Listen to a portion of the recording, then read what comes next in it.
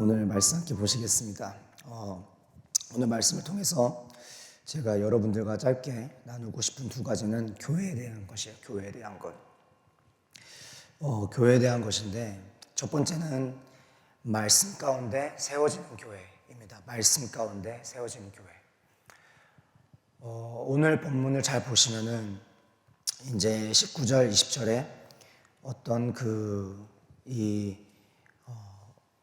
안디옥에 세워지는 교회의 배경이 만들어지는데 사실은 8장 1절 그리고 4절에 있는 이제 내용인데 제가 읽어드릴게요. 사울은 그가 죽임당함을 마땅히 여기더라.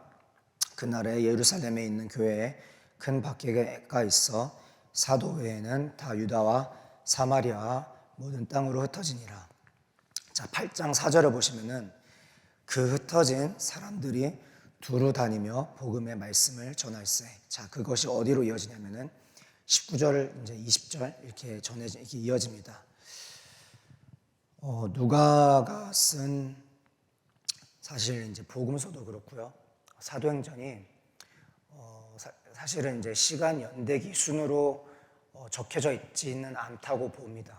학자들의 많은 연구에 따르면은 어떤 시간의 순서의 흐름대로 누가가 복음서나 사도행전을 기록하지 않고 지역적 특별한 이동이나 어떤 인물들을 중심으로 이야기를 펼쳐나가는데 오늘 내용을 보시면 8장 1절과 4절에서 이어지는 사건에 연속되는 이야기라고 볼 수가 있습니다. 그런데 오늘 이 이야기를 통해서 우리가 좀 같이 주의 깊게 바라봐야 될 것은 바로 말씀의 이동이에요. 말씀의 이동. 하나님의 나라의 일은 과연 어떤 것일까요?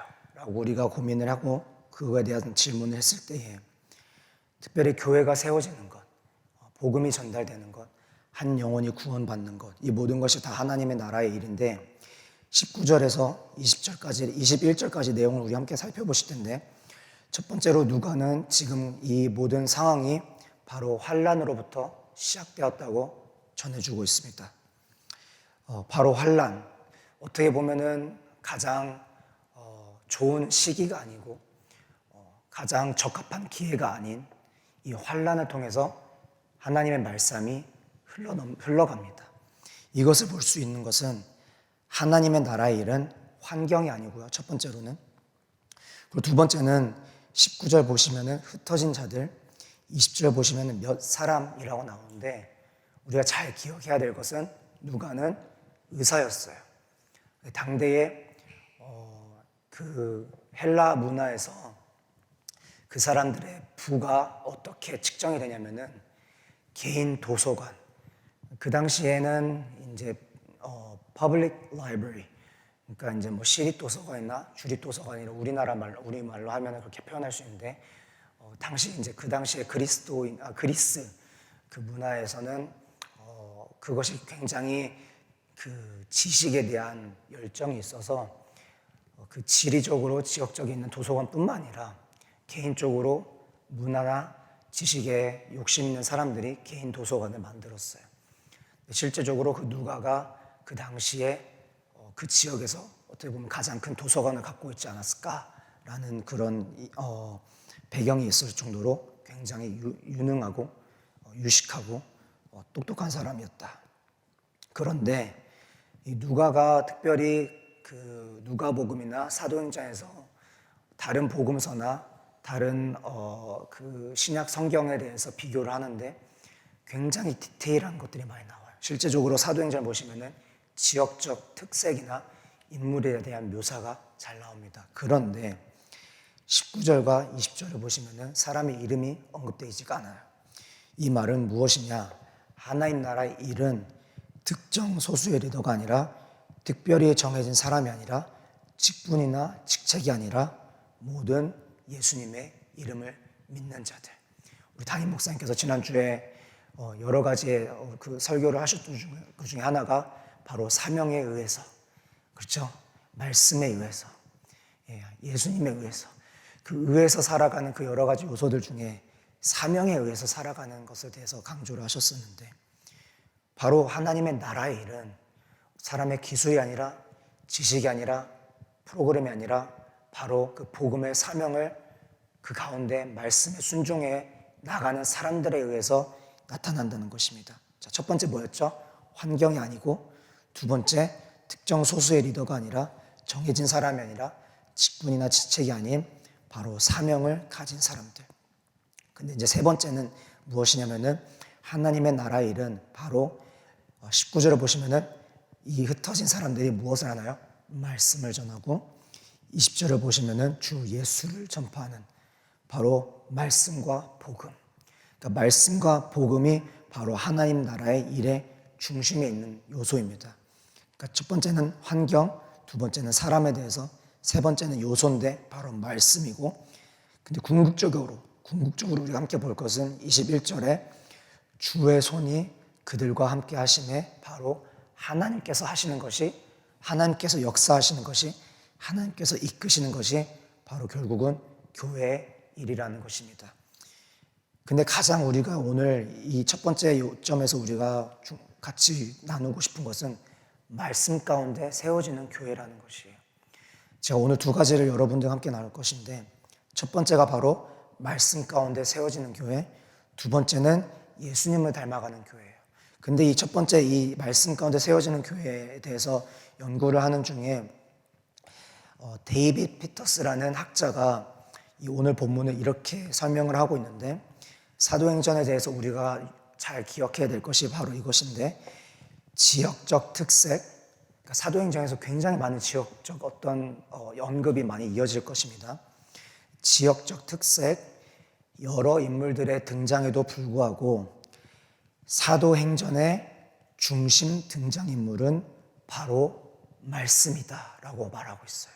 다시요. 지역적 특색과 여러 인물들의 등장에도 불구하고 사도행전의 중심 등장인물은 누구라고요? 사도가 아니에요. 교회가 아니고 어떤 지역이 아니고 말씀이다. 왜냐하면 누가는 말씀을 세상을 이길 수 있는 하나님의 강력한 능력으로 소개하고 있기 때문이다. 말씀 전파의 확장은 곧 교회의 탄생과 성장으로 이끈다라고 설명을 하고 있습니다. 제가 이것을 보는데 정말 우리가 하고 있는 특별히 빛과 소금 교회의 가장 큰 강점, 하나님 보시기에 어떻게 보면 가장 기뻐하실 그 모습은 우리가 큐티 모임이에요. 큐티 모임. 함께 말씀을 나누고 말씀을 우리가 통해서 우리 자신을 돌아보고 또 그것을 통해서 하나님께서 우리에게 어떻게 인도하시고 이끄시는지 개인을 통해서 가정에게 공동체에게 하나님 도전하시고 인도하시고 또 은혜 베풀어 주시는 것을 정말 우리가 누릴 수 있는데 우리가 그곳 가운데서 머물면 안 되고 우리가 머물면 안 되고 과연 말씀 생활과 말씀 사역을 통해서 우리가 궁극적으로 지향해야 될 목표가 무엇일까 했을 때는 바로 믿음과 예수님이라는 것입니다. 믿음과 바로 예수님. 왜냐하면은 21절을 보시면은 주님의 손이 그들과 함께 하심에 수많은 사람들이, 자, 어디에 우리가 강조점을 두어야 되냐면은 수많은 사람들이 사람의 수가 아니라 그 많은 사람들이 어떻게 되었냐면은 믿고 어디로 돌아왔죠? 주께 돌아왔다라는 것이. 제가 요즘 간절히 하나님 앞에 우리 담임 목사님께서 너무 제가 좀 솔직히 아침에 새벽에 소름이 돋았는데 제가 요즘 계속 기도하고 있는 것이 저의 연약함이에요. 아버지로서 연약함, 또 말씀을 전하는 자로서 연약함, 남편으로서 연약함. 왜냐하면 우리 이제 남성 큐티 모임에서도 우리 이제 남성분들이 많이 이제 남편으로서 아버지로서 연약한 부분을 많이 공유를 합니다. 저도 마찬가지고 우리 여타 계신 많은 분들이 비슷한 상황 가운데 있습니다. 내가 과연 무엇을 위해서 말씀을 전하고 내가 정말 무엇을 위해서 말씀을 묵상하고 내가 정말 무엇을 위해서 말씀을 붙잡고 살아갈까라는 것을 종종 놓치고 있을 때가 있어요. 실제적으로 제가 신학교에서 신학을 공부할 때 신학교 교수님께서 한 번은 신학을 가르치는 그날 당일날 수업 하기 시기 이전에 이런 말씀을 하시는 거예요. 실제적으로 미국 안에서, 실제적으로 남침내 교단 안에서, 실제적으로 남침내 교단의 6대 신학교 안에서 신학은 가르치지만 예수님을 믿지 않는 사람들이 있습니다. 그리고 나는 그들이 누구인지 압니다. 라고 말씀하시는 거예요. 그러니까 말씀은 연구를 하고 신학을 공부를 하지만은 믿음이 없는 사람들이 있어요. 왜 그럴까? 궁극적으로 그 지향하는 목표가 무엇일까라고 돌아봤을 때 예수님께 나아가지 못하는 거예요. 사람의 지식, 자신의 어떤 배움에 대해서 만족을 하되 그것에서 머물고 말씀을 통해서 예수님께 나아가지 못하는 것. 근데 이게 왜 굉장히 중요한 요소냐면은 요한복음 14장 6절에 우리가 잘 아는 말씀에 내가 곧 길이요 생명이요 진리니 나로 말미암지 않고서는 아버지께 나아갈 자가 없음이라 라고 예수님께서 굉장히 분명하게 말씀하고 있다는 것입니다. 우리가 말씀을 묵상할 때, 우리가 말씀을 나눌 때에 우리가 반드시 지향해야 되는 것은 내가 또 함께하는 우리 공동체가, 모임이, 가정이, 부부가, 자녀들이, 교회가 예수님께 나아가지 못하고는 하나님 아버지께 나아갈 수 없다는 것이에요.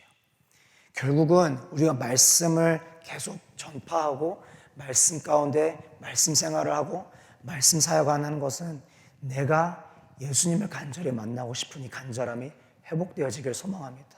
어제 담임 목사님께서 주일 설교 가운데 굉장히 분명하게 말씀해 주셨어요.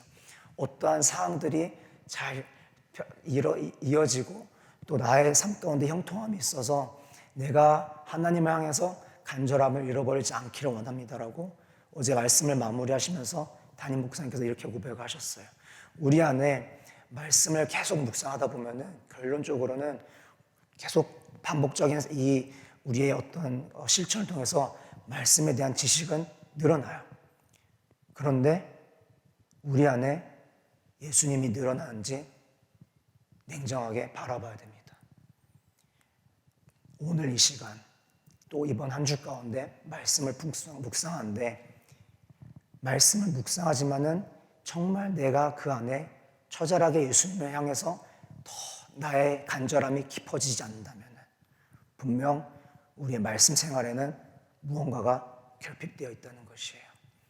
대신에 우리가 말씀 묵상 가운데 때로는 우리가 그 말씀을 이해하고 또 우리가 그 말씀을 실천하려고 정말 발버둥 치면서 또 넘어지고 또 그것을 우리가 지키지 못하는 모습 가운데 우리 스스로 좌절하고 아파하더라도 예수님을 붙잡고 있다면 그것은 분명 좋은 방향일 줄 믿습니다. 말씀 가운데 세워진 교회가 되길 원해요. 왜냐하면 그것을 통해서 두 번째 예수님을 닮아가기 때문이에요. 자, 오늘 본문을 보시면은 이제 우리가 잘 아는 바나바라는 인물이 나타납니다. 이 바나바라는 인물이 굉장히 중요한 역할을 감당하는데 지금은 11장, 12장, 13장 전반절까지는 하나님께서 이 바나바라는 인물을 통해서 교회의 그 선교에 대해서 굉장히 큰 일을 이끄세요. 그리고 나서 이 바나바라는 인물을 통해서 오늘 본문에도 나오지만은 25절을 보시면은 사울이라는 동역자를 세우고 하나님께서 이 바나바라는 인물을 통해서 사울이라는 사람을 이후에 우리가 앞서서 또 9장에서 또 10장에서 나왔던 것처럼 바로 이방 선교를 위해서 도구로 작정하시고 또 부르신 이 바울이라는 인물을 13장에서 이제 이 바울이라는 인물을 통해서 하나님께서 복음의 확장을 일으키십니다. 제가 예전에도 말씀드렸지만은 헬라식 기록은 사람을 이름들을 나열할 때 나의 순서도 아니고 알파벳 순서도 아니고 뭐였죠? 영향력이었어요. 바나바가 계속 앞에서 나옵니다. 바나바, 사울, 바나바, 사울, 바나바, 사울. 그러다가 13장에 가서 사울이 바울로 이름을 개명하고 나서 바울이 앞에 나오면서 바울이 이제는 그 이방 선교에 앞장서게 돼요. 그렇다고 바나바가 덜 중요한 것이 아니라 바로 이 바나바라는 인물을 통해서 그 이전에는 또 아나니아라는 인물을 통해서 이 바울이라는 그리스도인이 세워졌다는 것을 볼 수가 있어요. 결국은 교회는 말씀을 사모하고 말씀 가운데 우리가 계속 예수님을 닮아가려고 따르는 바로 그 제자들을 통해서 교회들이 세워진다는 것입니다. 자, 21절이 무엇이었죠? 믿고 주께 돌아오고, 그리고 나서 바나바를 통해서 나오는데, 자, 이 바나바를 통해서 이제 안디옥 가운데에 사울과의 동역 가운데 1년간 큰 무리를 가르쳤고요. 그 제자들이 비로소 안디옥에서 그리스도인이라 일컬음을 받게 되었더라라고 합니다. 그리스도인이라는 이 헬라 단어, 바로 크리스티아노스. 자, 크리스티아노스라는 이 단어의 사실 뜻은 직역을 하자면은 작은 예수예요. 작은 예수. 더 문자적으로 해석을 하자면은 그리스도께 속한이라는 뜻입니다. 그리스도께 속한. 자, 이거 무엇을 볼 수 있냐? 바나바와 사울의 동역을 통해서 안디옥에 있는 믿는 자들이 예수님께 복음의 메시지를 듣고 돌아왔지만은, 자, 그곳 가운데에 바로 거듭남의 은혜, 바로 칭의의 은혜에 머물지 않고 어디로 이제 넘어갔죠? 성화의 은혜로 넘어갔다는 것이에요. 성화의 궁극적인 목표는 우리의 신앙의 성공이 아닙니다. 우리의 신앙의 믿음의 업적이 아니에요. 무엇일까요? 끊임없는 예수님을 닮아가는 씨름이에요. 씨름을 하다 보면은 스포츠 가운데에 요즘은 조금 빈번하게 일어나긴 하지만은 무패 신화가 굉장히 왜 잘 사람들 가운데에 이렇게 추앙받고 이렇게 사람들 가운데 역사적으로 기록이 남냐면은 스포츠라는 것 자체가 패배가 없을 수가 없기 때문에 그렇죠. 근데 우리의 믿음도 마찬가지예요. 우리가 여전히 예수님을 붙잡고 또 그 복음의 그 은혜 가운데, 십자가의 그 은혜 가운데에 우리가 또 중생의 은혜, 또 칭의의 은혜를 받았지만은 성화의 단계에서는 씨름의 단계예요. 우리가 살아가다 보면은 반드시 넘어지고 실패하지만은 그것 가운데 우리의 아픔 가운데서도, 우리의 실패 가운데서도 우리 어제 담임 목사님 말씀 전해주셨던 것처럼 우리의 연약함 가운데에 하나님의 기쁘신 은혜가 더 경험되어지는 과정이기에, 어떻게 보면은 우리가 더 내려갈 수 없는 그 깊은 은혜의 바다에 하나님께서 이끄시는 과정이 바로 이 성화의 시간이 될 줄 믿습니다. 근데 왜 사람들이 성화에서 어려워할까라고 우리가 고민했을 때 바로 21절 그 믿음 가운데에 주께 돌아오는 그 은혜, 바로 중생의 은혜, 칭의의 은혜가 우리가 부족하기 때문이에요.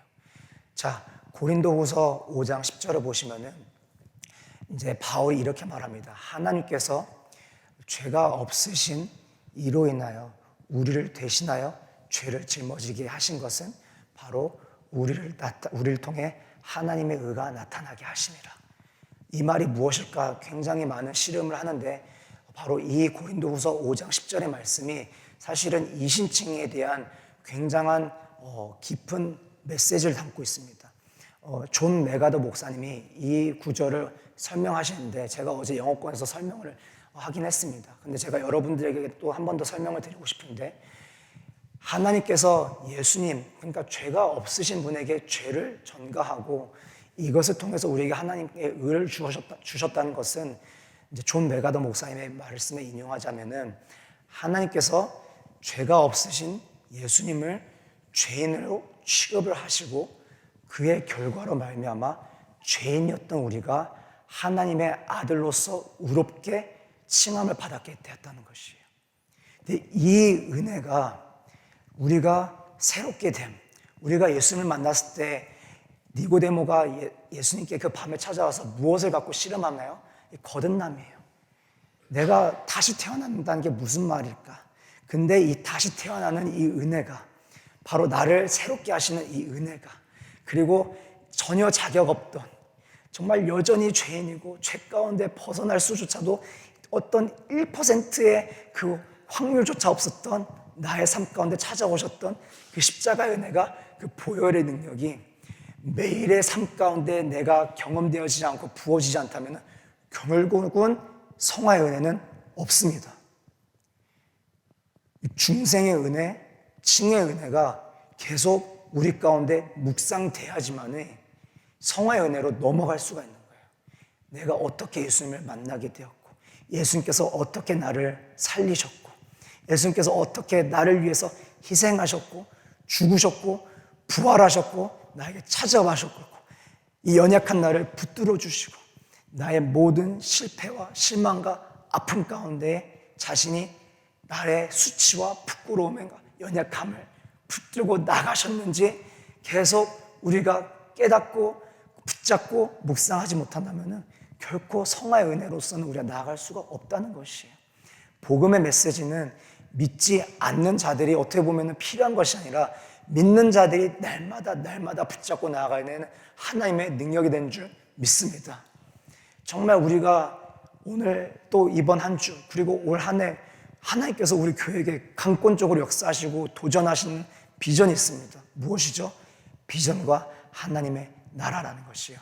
여러분들의 삶이, 나의 삶이, 우리의 가정이, 우리의 배우자의 삶 가운데, 우리의 자녀들의 삶 가운데, 직장 가운데, 교회 가운데에 성화의 은혜 넘치는 하나님 가운데 부어주시는 정말 나로서는 이제는 벗어나 버리고 옛사람이 죽고 겉사람이 후패할지언정 나의 속사람이 날마다 예수님을 닮아가는 은혜를 누리고 싶습니까? 그렇다면 우리 모두 함께 복음으로 다시 한번 나오기를 주님의 이름으로 축원드립니다. 우리 함께 같이 말씀을 이제는 맺기 원합니다. 첫 번째 제가 나눴던 요점이 뭐였죠? 말씀 가운데 세워지는 교회입니다. 우리가 다시 말씀 앞에 나아가기 원합니다. 우리가 정말 그 주님의 복음 앞에 겸손하게 나아가기 원합니다. 특별히 그 말씀을 통해서 우리의 말씀 생활을 통해서 정말 그 궁극적인 목표는 바로 예수님 앞에 나아가기 원합니다. 그래서 예수님을 닮아가는 교회. 자, 이제는 그 교회의 그리스도인들을 통해서 그 그리스도인들이 이제는 하는 일들이 무엇이냐면 29절 30절을 보시면은 정말 그 필요한 자들에게 바로 하나님의 그 도움을 전합니다. 우리가 그렇게 살아가기 원합니다. 이제는 예수님의 제자로서 예수님을 닮아가는 우리 교회로서 나아가기 원하오니 하나님 우리를 사용해 주시는 정말 그런 우리의 삶이 되게 하여 주시옵소서. 이 시간 우리 함께 같이 두 가지 놓고 기도하실 텐데 하나님 우리 교회가 우리 가정이 나의 삶이 말씀 가운데 세워지게 하여 주시옵소서. 두 번째로는 우리가 말씀 생활을 할 때에 하나님 내가 말씀의 지식 가운데에 머물지 아니하고 정말 살아계신 그 말씀 되어주시는 예수님을 만나기 원합니다.